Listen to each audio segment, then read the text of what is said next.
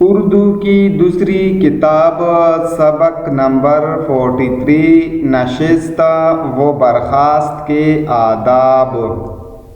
چلنے میں جلد بازی ہرگز نہ کرو، بے وجہ دوڑنا جھپٹنا چچوراپن ہے، لیکن اتنی سستی بھی نہ چاہیے کہ وقت ضائع ہو۔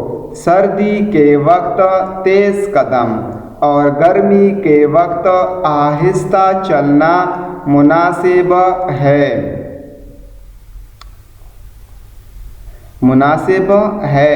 شیخی سے اکڑ کر یا نزاکت سے مٹک کر چلنا رذالوں کا طریقہ ہے۔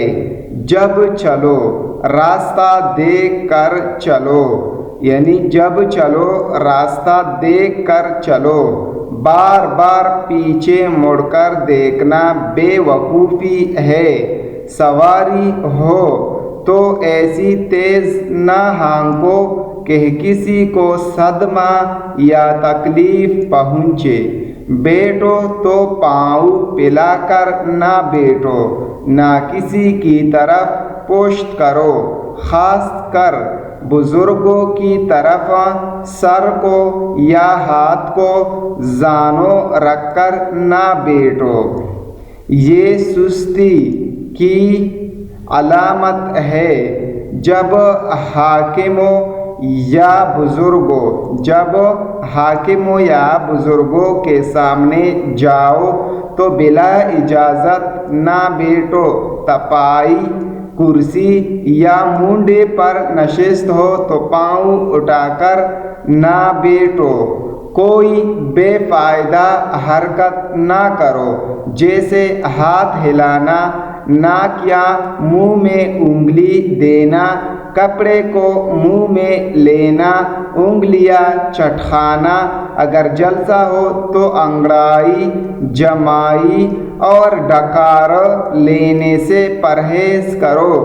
بار بار تھوکنا بھی عیب ہے۔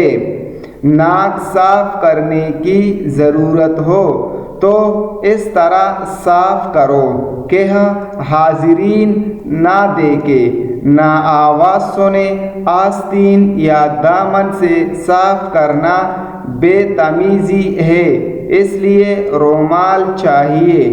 جب کسی محفل، مجلس یا جلسے میں جاؤ تو ایسی جگہ بیٹھو جو تمہارے رتبے کے لائق ہو۔ اگر ناواقفیت سے بے موقع بیٹھ گئے ہو تو جب معلوم ہو فوراً اپنی جگہ آہستگی سے واپس آؤ۔ اگر جگہ نہ ملے تو گھبرانا یا برا نہ ماننا نہ چاہیے۔ چپ چاپ وہاں سے الگ ہو جاؤ۔